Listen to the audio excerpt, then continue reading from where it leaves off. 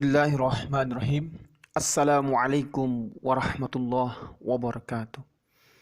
Alhamdulillahirabbil alamin.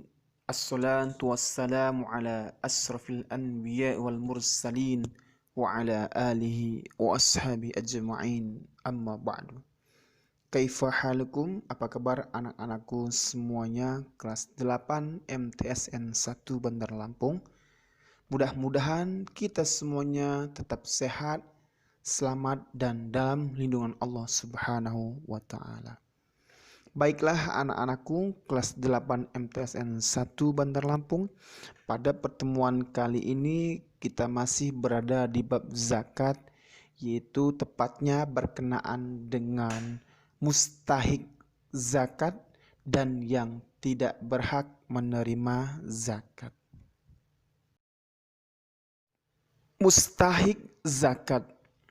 Mustahik zakat adalah orang yang berhak menerima zakat, baik zakat fitrah maupun zakat mal. Orang yang berhak menerima zakat terdapat 8 golongan. Innamas shadaqat lil fuqara wal masakin wal amilin wa 'alaiha wal mu'allafati qulubuhum wa fir riqab wal gharimin wa fi sabilillah wa ibnis sabil fariidatan minallah wallahu alimun hakim. Yang artinya sesungguhnya zakat itu hanyalah untuk orang-orang fakir, orang-orang miskin, pengurus zakat, para mu'allaf yang dibujuk hatinya untuk memerdekakan budak, orang-orang yang berhutang untuk jalan Allah dan untuk mereka yang sedang dalam perjalanan sebagai suatu ketetapan yang diwajibkan Allah, dan Allah maha mengetahui lagi maha bijaksana. Quran Surat At-Taubah ayat 60. Adapun golongan mustahik zakat atau orang yang berhak menerima zakat adalah yang pertama fakir, miskin, amil, mu'allaf, riqab, gharim, sabilillah, dan ibnus sabil. Apa itu fakir? Fakir yaitu orang yang amat sengsara hidupnya dan tidak memiliki harta dan tidak mempunyai tenaga untuk menutupi kebutuhan dirinya dan keluarganya. Kemudian miskin, orang yang mempunyai barang yang berharga atau pekerjaan yang dapat menutup sebagian hajatnya, akan tetapi tidak mencukupinya, seperti seumpama orang yang membutuhkan 10.000 rupiah tetapi ia hanya berpenghasilan 7.000 rupiah. Kemudian selanjutnya amil adalah orang yang ditunjuk untuk mengumpulkan zakat, menyimpan zakat, membagikan zakat kepada yang berhak dan mengerjakan pembukuan tentang zakat. Amil zakat harus memiliki syarat tertentu, yaitu dia harus seorang muslim, kemudian akil, berakal, kemudian baligh, orang yang sudah baligh, merdeka, kemudian adil atau bijaksana, mendengar, melihat, kemudian laki-laki dan mengerti tentang hukum agama. Kemudian selanjutnya adalah mu'allaf. Mu'allaf adalah orang yang baru masuk Islam. Mu'allaf dibagi menjadi 4 macam, yaitu yang pertama mu'allaf muslim, ialah orang yang sudah masuk Islam tapi niatnya atau imannya masih lemah, maka diperkuat dengan diberi zakat. Kemudian yang kedua mu'allaf yang telah masuk Islam dan niatnya cukup kuat, dan ia terkemuka di kalangan kaumnya. Ia diberi zakat dengan harapan kawan-kawannya akan tertarik masuk Islam. Kemudian yang ketiga, mu'allaf yang dapat membendung kejahatan orang kafir yang di sampingnya. Kemudian yang keempat, mu'allaf yang dapat membendung kejahatan orang yang membangkang membayar zakat. Baiklah anak-anakku, kemudian orang-orang yang berhak menerima zakat selanjutnya adalah riqab. Riqab adalah mukatab yang berarti budak belian yang diberi kebebasan usaha mengumpulkan kekayaan agar ia dapat menebus dirinya untuk merdeka. Kemudian yang selanjutnya yaitu gharim. Gharim yaitu orang yang mempunyai hutang. Gharim atau orang yang mempunyai hutang dibagi menjadi 3 macam, yaitu orang yang meminjam guna menghindarkan fitnah atau mendamaikan pertikaian atau permusuhan. Kemudian orang yang meminjam guna keperluan diri sendiri atau keluarganya untuk hajat yang mubah. Kemudian yang selanjutnya, orang yang meminjam karena tanggungan, misalnya para pengurus masjid, pengurus madrasah atau pesantren, menanggung pinjaman guna keperluan masjid, madrasah atau pesantren tersebut. Kemudian selanjutnya orang yang berhak menerima zakat adalah sabilillah, yaitu orang yang berada di jalan yang dapat menyampaikan sesuatu karena ridho Allah Subhanahu wa Ta'ala, baik berupa ilmu maupun amal. Yang terakhir, yang kedelapan, Ibnus Sabil, yaitu orang yang mengadakan perjalanan yang bukan bertujuan untuk maksiat di negeri rantauan, lalu mengalami kesulitan dan kesengsaraan dalam perjalanannya. Nah, orang-orang seperti ini harus atau wajib diberikan zakat. Baiklah anak-anakku, sekarang kita masuk yang kedua, yaitu orang yang tidak berhak menerima zakat. Orang-orang yang tidak berhak menerima zakat adalah yang pertama, yaitu keluarga Rasulullah Shallallahu Alaihi Wasallam. Kemudian yang kedua, orang kaya. Yang ketiga, orang kafir. Dan yang keempat, setiap orang yang wajib dinafkahi oleh muzaki atau orang-orang yang wajib mengeluarkan zakat. Kemudian yang terakhir yaitu budak. Budak tidak boleh menerima zakat karena zakat yang diterima pada akhirnya harus diserahkan kepada tuannya, terkecuali budak mukatab atau budak yang sedang berupaya membebaskan dirinya. Kemudian selanjutnya yaitu ancaman yang meninggalkan kewajiban zakat.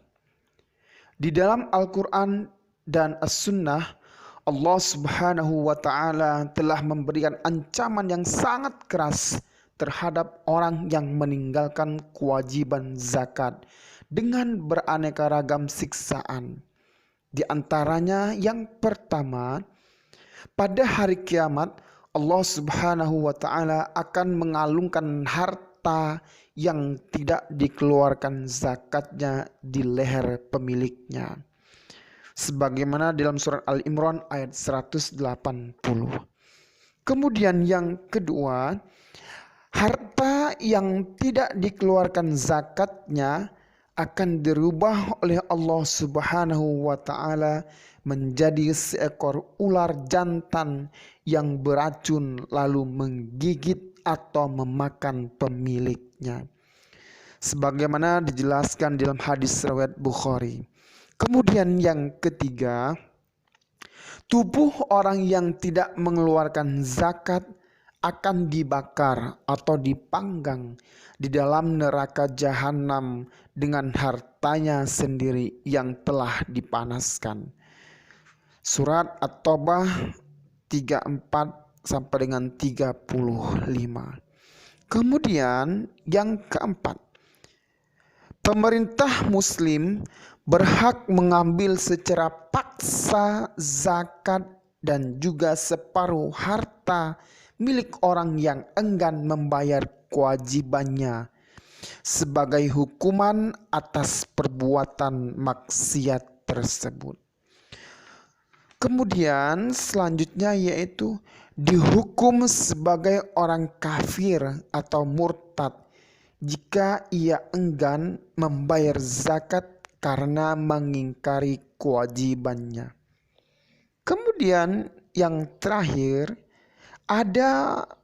adapun orang yang tidak mau mengeluarkan zakat tetapi masih mengakui wajibnya berzakat, maka ia memikul dosa dikarenakan keengganan mengeluarkannya, namun tidak mengeluarkannya dari Islam. Baiklah anak-anakku, kemudian selanjutnya tujuan disyariatkannya zakat. Zakat adalah salah satu tiang pokok ajaran Islam. Di dalam Al-Quran banyak disebutkan perintah untuk berzakat bersamaan dalam satu susunan kalimat perintah sholat. Sebagai pokok ajaran agama, zakat mengandung hikmah dan tujuan tertentu. Tujuan zakat dapat dikemukakan sebagai berikut. Yang pertama, yaitu membantu mengurangi dan mengangkat kaum fakir miskin dari kesulitan hidup dan penderitaan mereka. Yang kedua, membantu memecahkan permasalahan yang dihadapi oleh al-gharimin, ibnu sabil, dan para mustahik lainnya. Kemudian yang ketiga, membina dan merentangkan tali solidaritas atau persaudaraan sesama umat manusia. Yang keempat, mengimbangi ideologi kapitalisme dan komunisme. Yang kelima, menghilangkan sifat bakhil dan loba pemilik kekayaan dan penguasa modal. Yang keenam, menghindarkan penumpukan kekayaan perseorangan yang dikumpulkan di atas penderitaan orang lain. Yang ketujuh, mencegah jurang pemisah kaya miskin yang dapat menimbulkan malapetaka dan kejahatan sosial. Yang selanjutnya, yang kedelapan, mengembangkan tanggung jawab perseorangan terhadap kepentingan masyarakat dan kepentingan umum. Yang sembilan, mendidik untuk melaksanakan disiplin dan loyalitas seseorang untuk menjalankan kewajibannya dan menyerahkan hak orang lain. Anak-anakku sekalian, faedah disyariatkannya zakat adalah yang pertama, faedah diniyah atau faedah dari segi agama. Kemudian faedah yang kedua, khuluqiyah dari segi akhlak. Kemudian faedah ijtimaiyah, faedah dari segi sosial. Faedah diniyah atau faedah dari segi agama yaitu berzakat berarti menjalankan salah satu dari rukun Islam yang mengantarkan seorang hamba kepada kebahagiaan dan keselamatan dunia dan akhirat. Kemudian yang kedua, merupakan sarana bagi hamba untuk taqarruban atau untuk mendekatkan diri kepada Allah sehingga akan menambah keimanan. Kemudian yang ketiga, membayar zakat akan mendapatkan pahala yang besar yang berlipat ganda. Dan yang keempat, zakat merupakan sarana penghapus dosa. Anak-anakku sekalian, kemudian yang kedua, faedah khuluqiyah dari segi akhlak, yaitu menanamkan sifat kemuliaan, rasa toleran, dan kelapangan dada kepada pribadi pembayar zakat. Kemudian, pembayar zakat biasanya identik dengan sifat ramah, belas kasih, dan lembut kepada saudaranya yang tidak mampu atau tidak punya. Kemudian merupakan realita bahwa menyumbangkan sesuatu yang bermanfaat baik berupa harta maupun raga bagi kaum muslimin akan melapangkan dada dan meluaskan jiwa. Sebab sudah pasti ia akan menjadi orang yang dicintai dan dihormati sesuai tingkat pengorbanannya.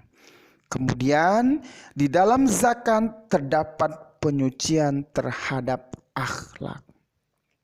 Anak-anakku sekalian, kemudian yang ketiga yaitu faedah ijtimaiyah atau dari segi sosial atau kemasyarakatan, yaitu zakat merupakan sarana untuk membantu memenuhi hajat hidup para fakir miskin yang merupakan kelompok mayoritas sebagian besar negara di dunia. Memberikan dukungan kekuatan bagi kaum muslimin dan mengangkat eksistensi mereka. Ini bisa dilihat dari kelompok penerima zakat. Salah satunya adalah orang yang berjuang di jalan Allah Subhanahu wa Ta'ala atau fi sabilillah. Kemudian, zakat bisa mengurangi kecemburuan sosial, dendam, dan rasa dongkol yang ada dalam dada fakir dan miskin. Kemudian, zakat akan memacu pertumbuhan ekonomi pelakunya dan yang jelas berkahnya akan melimpah. Membayar zakat berarti memperluas peredaran harta benda atau uang, karena ketika harta dibelanjakan maka perputarannya akan meluas dan lebih banyak pihak yang mengambil manfaat. Baiklah anak-anakku, kita cukupkan pertemuan kita kali ini di bab zakat. Mudah-mudahan anak-anakku bisa memahami dan bisa mengerti apa yang sudah kita pelajari hari ini. Kita tutup pembelajaran kita dengan bersama-sama membaca lafaz hamdalah. Alhamdulillahirabbil alamin. Wassalamualaikum warahmatullahi wabarakatuh.